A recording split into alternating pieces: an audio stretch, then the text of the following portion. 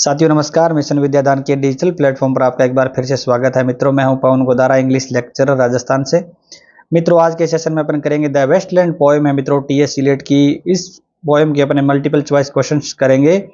हमने पिछली क्लासेज के अंदर जो शुरुआत के जो इंट्रोडक्टरी पार्ट है, ओवरऑल क्वेश्चन जहां से आते हैं वो हमने कंप्लीट कर लिए थे। इसके अलावा अपने जो फर्स्ट सेक्शन है the burial of dead, second a game of chess और थर्ड द फायर सरमन, इनके भी अपने क्या है मल्टीपल चॉइस क्वेश्चंस कर चुके हैं। पहले वाली क्लासेज अगर आप देखना चाहते हैं और सीक्वेंस से चाहते हैं कि मेरे कंप्लीट क्वेश्चन हो जाने चाहिए, तो पहले वो क्लासेज आप अटेंड करें। इसी वीडियो के डिस्क्रिप्शन में मैंने वो लिंक डाल दिया है। आज अपने मित्रों डेथ बॉय वाटर है, यानी इसका जो 4 नंबर अपने पार्ट है, इसके मल्टीपल चॉइस क्वेश्चंस करेंगे मित्रों। इसके अलावा अगर आपके पास द वेस्टलैंड पोएम के पीडीएफ नोट्स नहीं है तो इसी वीडियो के डिस्क्रिप्शन में आप जाएं, वहां पर आपको क्या है मिशन विद्यादान टेलीग्राम चैनल का लिंक मिलेगा। उस लिंक पे क्लिक करके आप क्या करें, जो मिशन विद्यादान टेलीग्राम चैनल है उसको ज्वाइन करें और वहां से आप अच्छे अच्छे वेस्टलैंड के नोट्स भी प्राप्त कर सकते हैं। इसके अलावा मित्रों मैं चाहता हूं कि अपने डेथ बॉय वाटर के क्या क्वेश्चन जब करें तो आप भी क्या अपना मेरे आंसर बताने से पहले खुद का एज्यूम भी करें। एक छोटा सा टेस्ट भी हो जाएगा कि आपके कितने क्वेश्चन राइट हो रहे हैं। आप पहले खुद का ऐसे एज्यूम करें कि ये इसका ऑप्शन सही हो सकता है और मेरे आंसर से मिलाएं। लास्ट में मुझे कमेंट सेक्शन में बताएं कि आपके कितने क्वेश्चन राइट हो रहे हैं, ताकि छोटा सा टेस्ट हो जाए और आपकी परफॉर्मेंस भी मैं जान सकूं कि कितनी क्या परफॉर्मेंस आपकी रह रही है। जो लगातार स्टूडेंट है ना ये सेशन अटेंड कर रहे हैं, उनके लिए स्पेशली क्या है उनको बिल्कुल कमेंट करना चाहिए। और जब भी कभी भी देख रहे हो आप आपका स्कोर तो आपको बताना चाहिए। तो आज अपने बिना किसी देरी किए हुए करते हैं स्टार्ट डेथ बाय वाटर को। क्वेश्चन नंबर फर्स्ट देखते हैं मित्रों, how many lines are in death by water. कितनी लाइन है इस सेक्शन के अंदर, जो 4 नंबर सेक्शन है डेथ बाय वाटर के अंदर कितनी लाइन है? 10, 14, 20 और 22। तो मित्रों इसमें 22 भी नहीं है, 20 भी नहीं है, 14 भी नहीं है। क्या हो जाएगा? 10 लाइन्स है, मतलब शॉर्टेस्ट पार्ट है मित्रों। सबसे छोटा पार्ट है डेथ बाय वाटर। और सबसे लॉन्गेस्ट पार्ट कौन सा है वो मुझे आप कमेंट सेक्शन में बता सकते हैं। 2 नंबर क्वेश्चन देखते हैं, the poem structure is best described as. Poem का जो स्ट्रक्चर है, ठीक है, वो किस प्रकार का है, किस प्रकार से उसका डिस्क्राइब किया जा सकता है, उसका वर्णन किया जा सकता है? Heroic couplets, free verse, sonnet, ballad. तो मित्रों ये बैलेड यानी किसी प्रकार का गाथा गीत नहीं है, सोनेट भी नहीं है क्योंकि 10 ही लाइन है इसके अंदर, 14 लाइन्स होती है सोनेट के अंदर, तो ये तो है ही नहीं। हेरोइक कपलेट्स भी इसके अंदर नहीं है। और इसमें मित्रों है फ्री वर्स है, इसके अंदर कोई राइम स्कीम रिदम किसी प्रकार का नहीं है, फ्री वर्स है। ये बी ऑप्शन करेक्ट हो जाएगा। 3 नंबर क्वेश्चन पे आते हैं, What element dominates this section of the poem? कौन सा एलिमेंट है मित्रों जो डोमिनेट करता है इस सेक्शन के अंदर, पोएम के अंदर? अर्थ, एयर, वाटर, फायर, यानी जो अपने 5 एलिमेंट होते हैं अर्थ, एयर, वाटर, फायर और स्काई, इसके अंदर कौन सा एलिमेंट इस सेक्शन के अंदर डोमिनेट करता है? अर्थ, तो अर्थ इसमें नहीं करता है, एयर भी नहीं है और फायर भी नहीं है। जैसा कि टाइटल है, टाइटल के अंदर क्या है? डेथ बाय वाटर, तो वाटर ही इसके अंदर क्या है ज्यादा डोमिनेट करता है। वाटर का जिक्र होता है और किसी का जिक्र इसमें नहीं है। 4 नंबर क्वेश्चन पे आते हैं, फ्लेबस वाज बाय ट्रेड। फ्लेबस इसके अंदर एक कैरेक्टर है, वो क्या है, उसका पेशा क्या है, ठीक है, उसका क्या व्यवसाय है? Merchant, sailor, priest, prophet. क्या वो प्रोफेट है? तो प्रोफेट तो नहीं है, प्रीस्ट नहीं है और मर्चेंट भी नहीं है। बी ऑप्शन करेक्ट हो जाएगा मित्रों, वो एक नाविक है, सेलर है वो। 5 नंबर क्वेश्चन पे आते हैं, who is the central figure in the death by water. Death by water के अंदर सेंट्रल फिगर कौन है, यानी कौन सा व्यक्तित्व है जो मुख्य और केंद्रीय उसका करेक्टर है? The fisher king, Tiresias, madam Sosostris, Phlebas the Phoenician. तो फिशर किंग इसमें नहीं है मित्रों, ट्रेसियस भी इसमें नहीं है, मैडम सोसोट्रिस्ट है वो भी नहीं है। आपसे ऐसे पूछा जाए ना भाई वेस्टलैंड के अंदर मुख्य किरदार क्या है पूरी ओवरऑल वेस्टलैंड के अंदर, तो मुख्य जो अपना सेंट्रल फिगर है वो ट्रेसियस है। इस पोएम के अंदर डेथ बाय वाटर के अंदर डी ऑप्शन करेक्ट हो जाएगा, फ्लेबस द फिनेशियन है वो क्या है, सेंट्रल फिगर है। 6 नंबर क्वेश्चन पे आते हैं, Phlebas nationality is implied by the term Phoenician referring to the people of ancient. मित्रों फ्लेबस के आगे लिखा होता है फिनेशियन, ठीक है, तो वो किस नेशनलिटी को डिस्क्राइब करता है? कौन सी एंशियंट जो उनकी कल्चर है जिसको वो रेफर करता है? Greece, Carthage, Lebanon, Egypt. तो मित्रों जो फिनिशियन होते हैं ना, वो ना तो ग्रीस वाले होते हैं, ना कार्थेज के होते हैं, ना इजिप्ट के होते हैं, वो लेबनान जो है ना, लेबनान के जो लोग होते हैं पुराने, उनको कहते हैं फिनिशियन। 7 नंबर क्वेश्चन पे आते हैं। What does Phlebas symbolise in death by water? कि फ्लेबस है ना, वो किसका प्रतीक है डेथ बाय वाटर के अंदर? डेथ बाय वाटर के अंदर फ्लेबस का कैरेक्टर वो क्या सिंबलाइज करता है? The triumph of love, the inevitability of death, the beauty of nature, the wisdom of ancient. तो क्या फ्लेबस है वो विजडम ऑफ एंशियंट का सिंबल है? तो नहीं है। नेचर की ब्यूटी का भी नहीं है, और जो जीवन है उसकी विजय का भी नहीं है। बी ऑप्शन करेक्ट हो जाएगा, द इनएविटेबिलिटी ऑफ डेथ।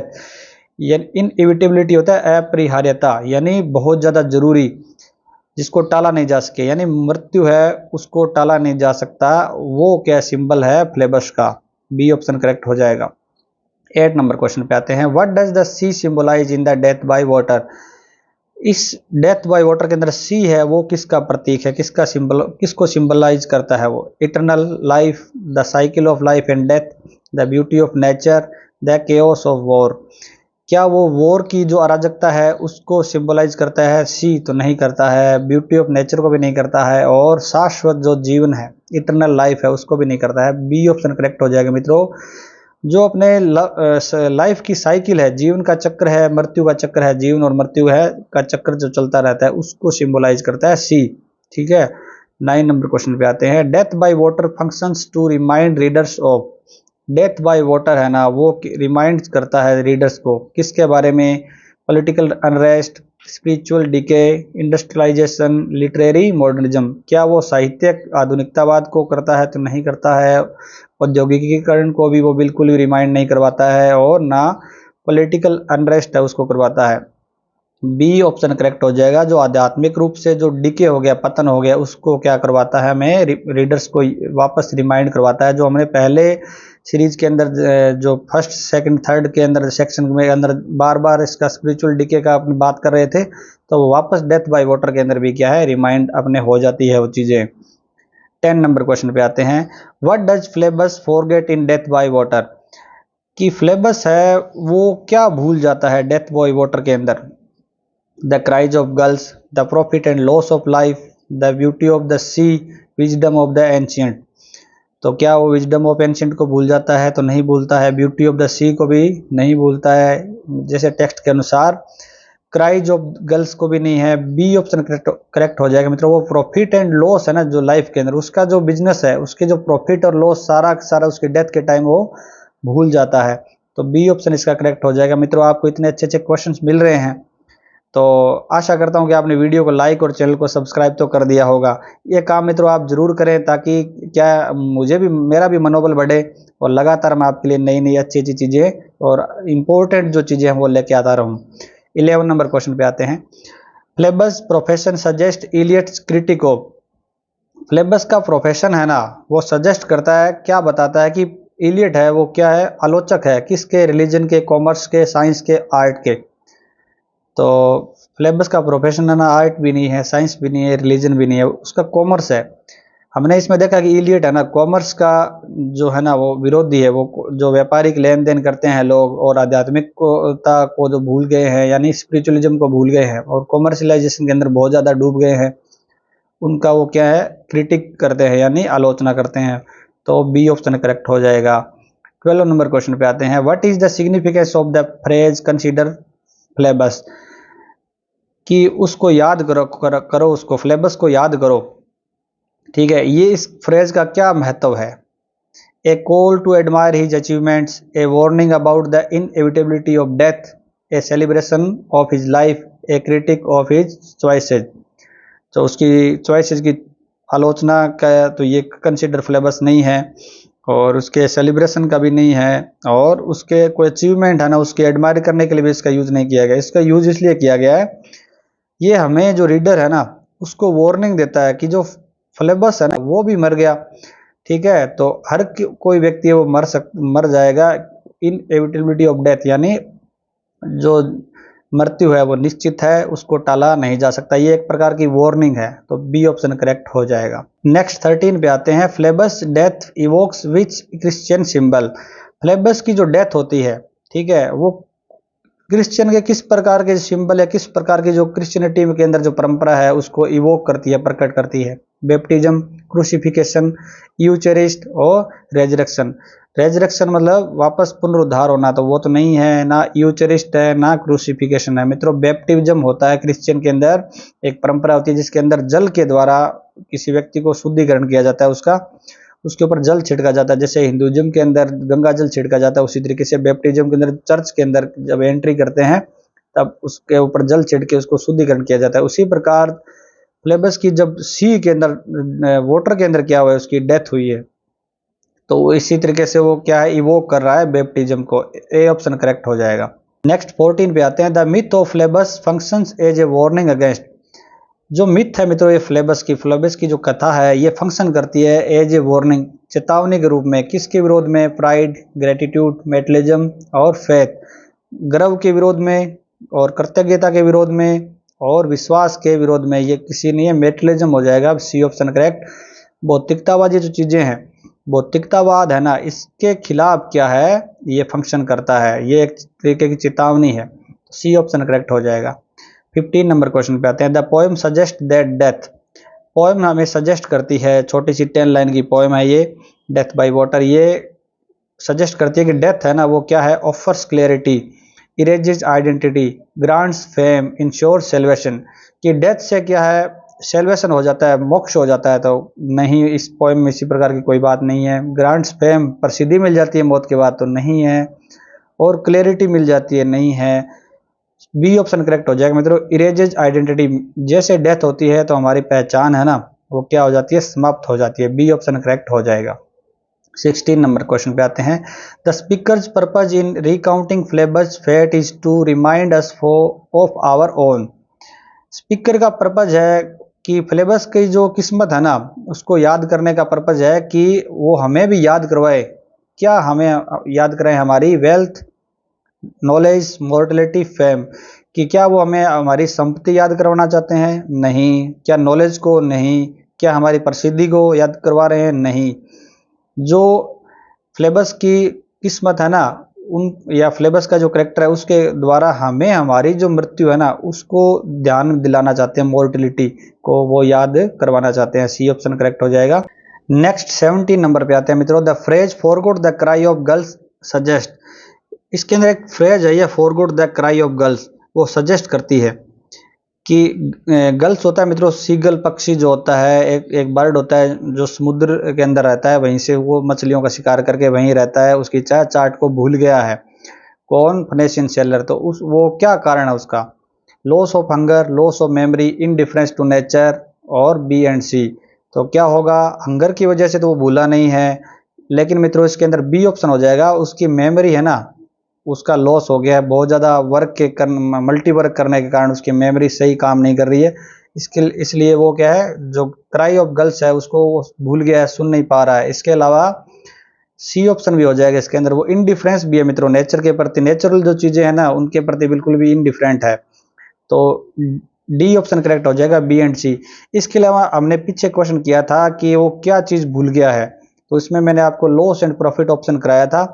तो ध्यान रखें दोनों ऑप्शन हो ना, अगर क्राई ऑफ गर्ल्स भी ऑप्शन में हो तो वो क्राई ऑफ गर्ल्स को भी भूल गया है और लॉस एंड प्रॉफिट को भी अब भूल गया है। ठीक है, तो दोनों ऑप्शन उसके अंदर करेक्ट करने हैं आपको, अभी इसी सीरीज के अंदर अपने क्वेश्चन किया है।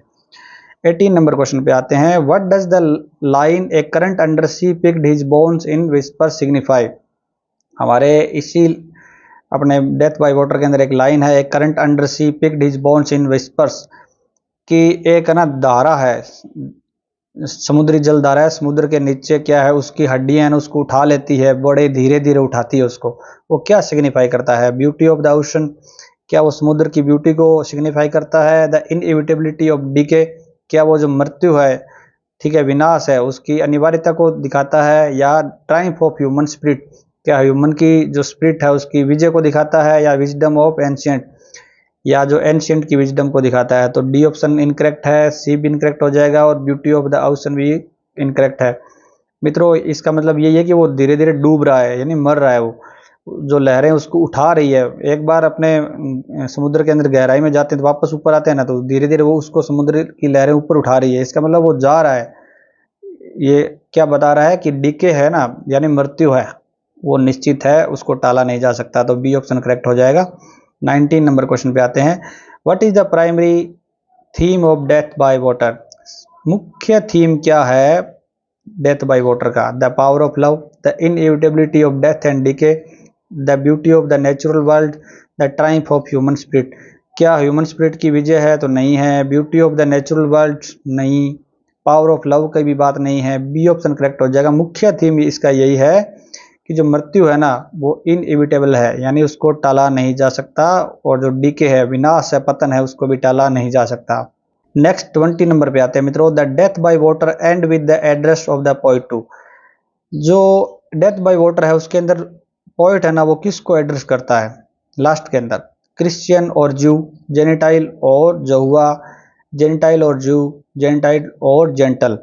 तो जेनिटाइल और जेंटल भी नहीं है, जेनिटाइल और जहुआ भी नहीं है, जेनिटाइल और ज्यू भी, क्रिश्चियन और ज्यू भी नहीं है। ऑप्शन हो जाएगा मतलब सी सही।